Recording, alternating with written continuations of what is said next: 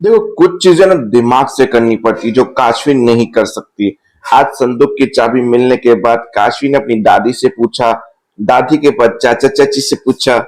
मतलब ये कर दी गलती, क्योंकि नित्या जब घर पहुंची तो नित्या को पता चला काशवी पोस्ट ऑफिस गई हुई है काम करने के लिए। दादाजी की चाबी लेके कुछ मिला है उसको।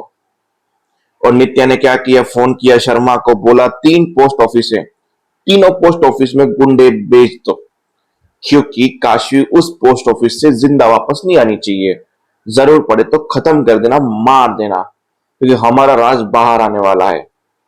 और तो और, प्रद्युमन की तबीयत के लिए नित्या को हॉस्पिटल बुलाया गया, जहां पे प्रद्युमन की अपडेट दी कि बहुत जल्दी खतरे से बाहर आ चुका है ये। फिर भी अभी भी कोमा में तो है, पर खतरा कोई भी नहीं है, तो चिंता करने की जरूरत नहीं है। और वहीं एक डॉक्टर मिला के बोला कि मुझे बहुत दुख हुआ, आपकी ननद को मर गई, यानी यदि मर गई। बोला किसकी बात कर रहे हो? बोला आपकी बुआ उस दिन काशी हॉस्पिटल आई थी, मैंने उसको बताया था सब कुछ, चिट्ठी दी थी, सामान भी दिया था। अरुणा बुआ नाम है उसका, वो इस दुनिया में नहीं रहे अब। बोला क्या? मैं डिटेल में बताओ। फिर डॉक्टर ने उसको डिटेल में सब कुछ बताया।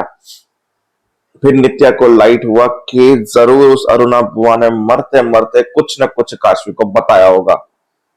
अब ये काशी कुछ ना कुछ करेगी। अब ये तो वैसे भी सबकी नजर में विलन बनी हुई है, तो क्यों ना मैं इसका इस्तेमाल करके इसको और हैरान करूं। तो जैसे ही घर पहुंची तो वो वैसे पोस्ट ऑफिस निकल गई थी, और नित्या ने वैसे ही ऑर्डर दे दिया अपने आदमियों को कि मार डालो इसको, खत्म कर डालो। आज ये मेरे घर वापस नहीं आनी चाहिए, सिवाय के डेड बॉडी के। वहां अर्जुन की मदद मांगी, पर काशी का फोन नहीं उठाया अर्जुन ने। बोला मैं क्यों बात करूं, क्योंकि पहले अर्जुन गिल्ट कर रहा था कि मैं काशी के साथ ऐसा क्यों कर रहा हूं, किस लिए कर रहा हूं। फिर बोला उसने भी तो मेरे साथ ऐसा किया, तो मैं इसका फोन तो क्या, मैं इससे बात भी नहीं करूंगा। और महिमा वहां पे जमीन की डील कर रही थी, अर्जुन से साइन करवा पैसे देके जमीन ले ली जो लेनी थी बायोगैस प्रोजेक्ट के लिए। और महिमा प्लान समझा रही थी कि यहाँ से यहाँ कैसे शिफ्ट करना है ऑफिस में, वो सब कुछ चल रहा था।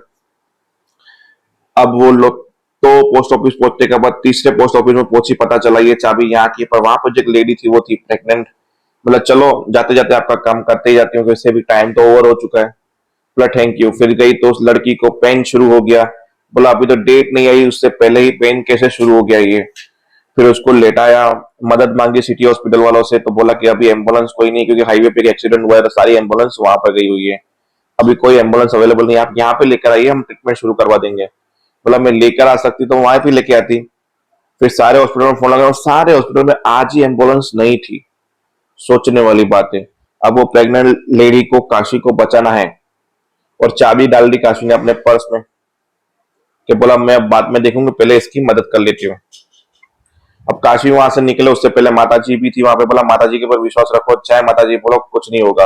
और वहां दादी ने अपनी राम कथा कहानी शुरू कर दी, क्योंकि इससे पहले पूजा हुई थी स्टार्टिंग में, जहाँ पे अर्जुन और काशी ने मिलके वो कन्याओं के पैर धोए और पूजा की, और पूजा के बाद वो दोनों ऑफिस निकल गए अपने अपने काम से। फिर एपिसोड खत्म। वहीं पे गुंडे आते कि बोला ये पर्स हमें दे दे जिसमें ये चाबी है लॉकर की। मतलब काशी को तभी भी ध्यान नहीं आया कि मैंने कहाँ गलती की है। फिर वहां दादी कहानी सुनाई रही थी माता जी की, कि त्रिशूल लेके माता जी वध करती है उसका। वहीं पे काशी भी त्रिशूल उठाती है और लोगों से लड़ती है, गुंडों से। आई होप कि काशी सच तक कैसे पहुंचेगी इस लड़की की जान बचाने के चक्कर में। क्या काशी वापस से सच को दबा देगी? आई होप कि काशी कल वापस जाए, पर उससे पहले उसके घर पे कांड करवा देगी नित्या। तो देखते हैं होता क्या है, तब तक के लिए जय हिंद।